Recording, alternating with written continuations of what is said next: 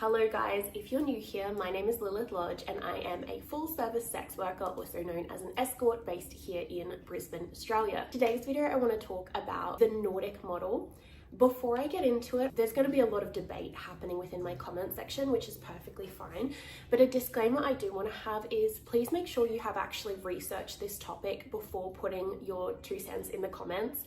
I'm seeing a lot of insane comments on different people's content on this topic, backing this model and saying that they've read one study, and the study was released by an organization called the NORDIC Model Now, which of course is a biased source. Please make sure you do your own research. I'm just going to present everything that I know and that I have researched in this video for you. So if you're interested, please keep watching. Now, some of you may be wondering, what is the NORDIC model? I've never heard that term before. It does also go by the equality model, and others also refer to it as part criminalization, okay? But it is most often referred to as the NORDIC model. This model is used to govern prostitution currently in Canada, Norway, and Sweden. Here in Australia, where I work, this is currently not a model that we have in place. So under this model, I myself, as the escort, as the full service worker, can legally do my job. However, my client, as the buyer, is marked as a criminal, and it is illegal for him to be purchasing my service. I think we're all seeing the issue there. It's fine for me to sell it, but not fine for my clients to buy it,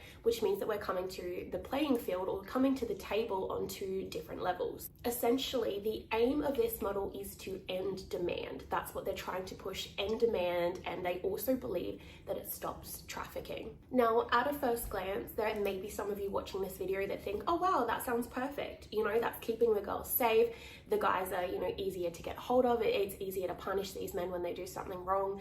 That is not what is happening in practice. So let's get into it. Let me explain how it works. Let's just do a deep dive into the model. To give you a bit more understanding of what this model would look like practically, because it is legal for me to do my job, but illegal for my clients to be paying me, to be booking me, to be seeing me. This means that immediately there is a lot of distrust between myself and my clients. And of course, they are going to be trying to avoid arrest, because under these models, there are massive fines, jail time, arrests involved in being caught booking the service. What happens is when you have us as unequals, the seller and the buyer are completely unequal in this situation, it makes them fearful. Firstly, the clients are going to be incredibly hesitant to pay deposits, because then there is a paper trail that they were ever seeing us.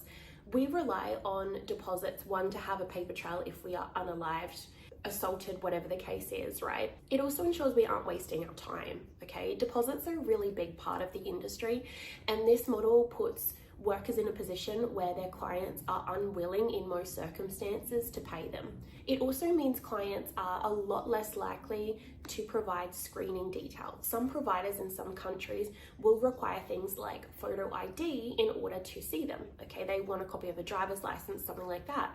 That is quite common here in Australia, and generally majority of clients will hand over that information or something like a LinkedIn profile. But if you're making the clients criminals, they're not going to be willing to hand over this information, right? They don't want you knowing who they are, because they don't want to get in trouble. They don't want to be arrested. This can also lead to a spike in things like burner phones, burner phone numbers, so that they are, covering their tracks with what they are doing, which is also a massive safety risk to the workers seeing these clients.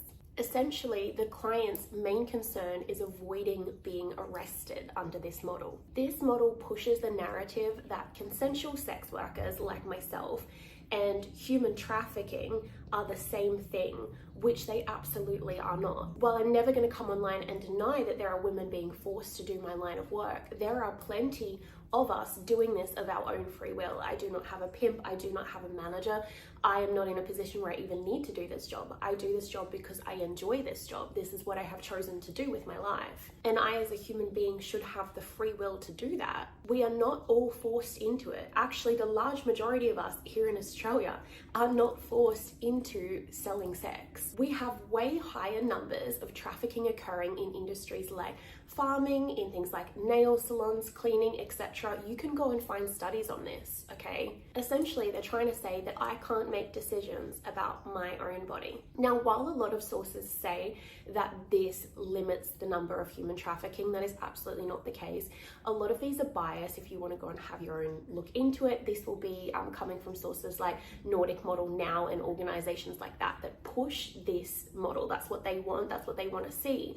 But if you go further and look into unbiased university studies or studies from the opposition, which is generally sex work organizations, you will see that there is no decrease in trafficking using this model. There's absolutely no decrease in sex trafficking. Decriminalization is and always will be the best option, and I will do a completely separate video on that. You may be wondering, how is it not fixing sex trafficking? Why can't those girls just come to the police under this model and say, hey, I'm being trafficked, can't you help me, kind of thing? Well, while the model on the outside looks like it's trying to help the girls, it isn't. And workers in these countries currently working under this model have come out and spoken about what is really happening behind closed doors. There are reports of police encouraging landlords to evict workers once they find out that they are a worker living at the property. And they're even being offered financial incentives to do so. This puts a lot of people in a position where they may not feel like they're able to go and report an assault, a crime, trafficking, whatever the case is,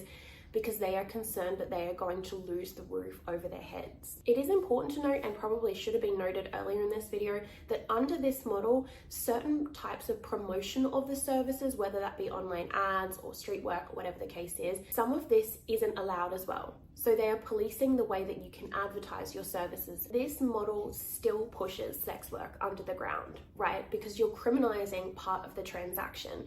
Therefore, workers are going to feel way less comfortable coming to you about anything that happens, whether that be assaults, druggings, clients just misbehaving, theft of money, or trafficking itself. It doesn't matter what the case is. They're going to feel less comfortable going to authorities about what is going on, because while they're saying under this model, the worker, she's allowed to do what she wants to do, or him, because there are male workers as well. The worker's allowed to do whatever they want.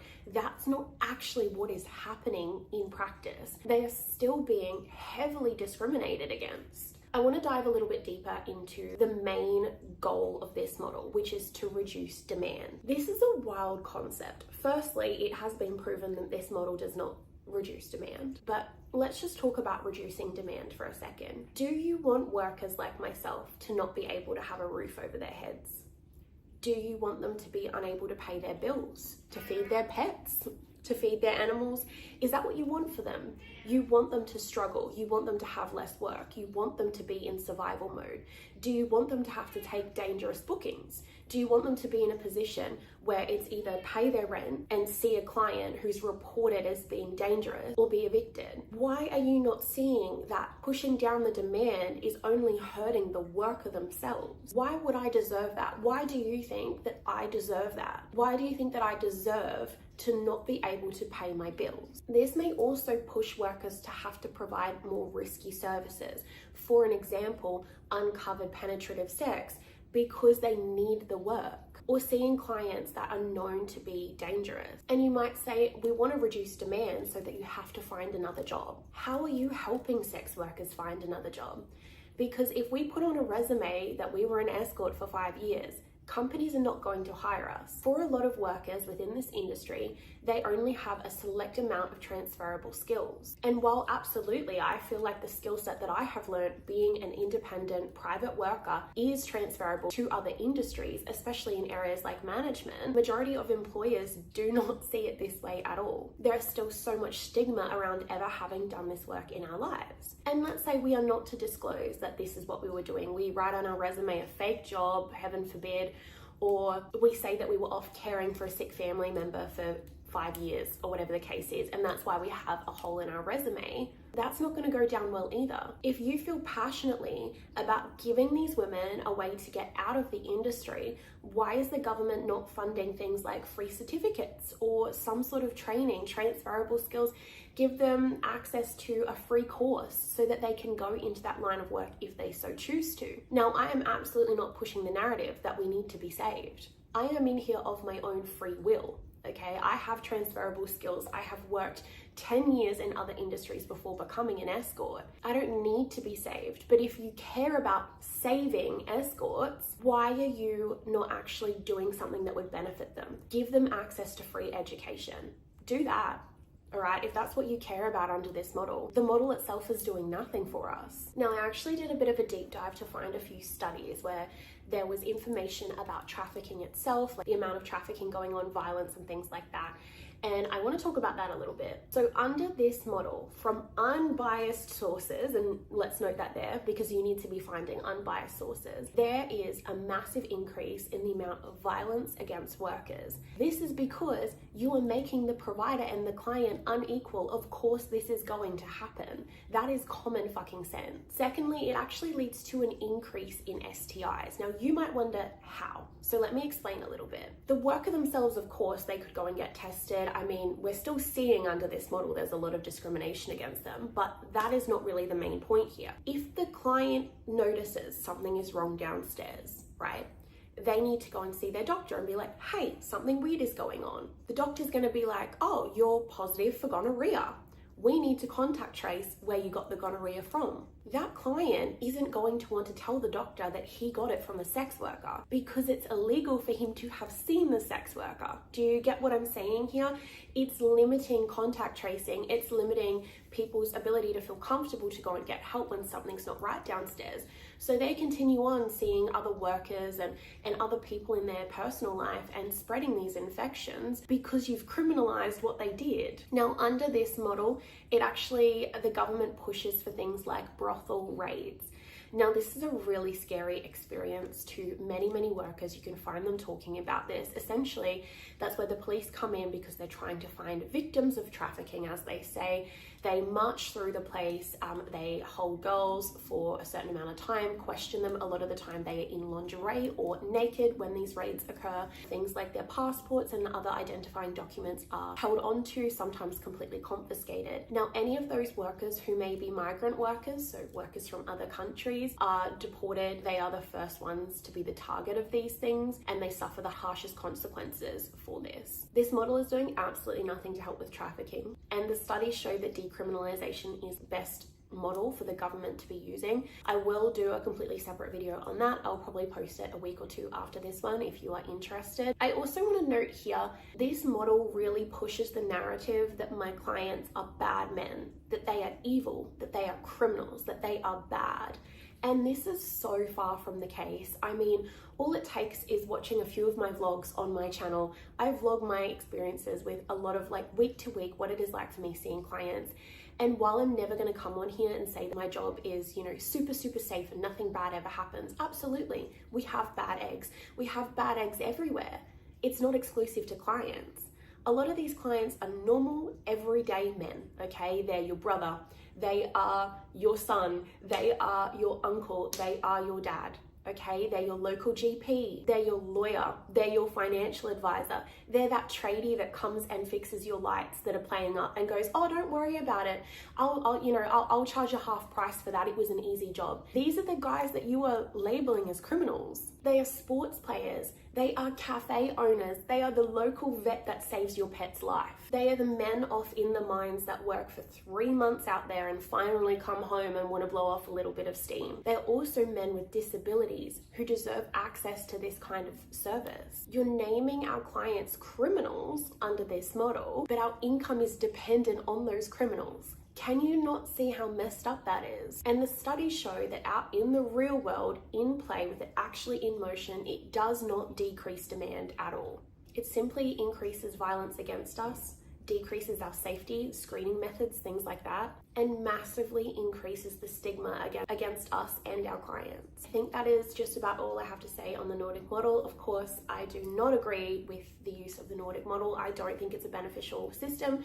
I've spoken about that before, particularly when here in Australia they were discussing implementing this in South Australia. I felt that was a really great time to speak up about it, which I did over on TikTok. I just cannot see why other people do not see why this model is so bad. I can't understand how they they think that this is going to work in a real life setting. Why are we not listening to workers? Because you have so many workers in those countries currently working under that model, talking about how bad it is, talking about how they want to see decriminalisation, which is what I work under now, and I want to see that for workers everywhere. I think that's about enough for this video. Of course, I am planning to film a video about the difference between legalization and decriminalisation as the next one, so if you're interested in this and more of like the political side of prostitution, of escorting, then keep an eye out for that video as well. I will aim to post it a week or two after this one. So I hope you've enjoyed, I hope you've learned something new today, and fingers crossed for me with Cyclone Alfred, because it is meant to be hitting in a couple of hours.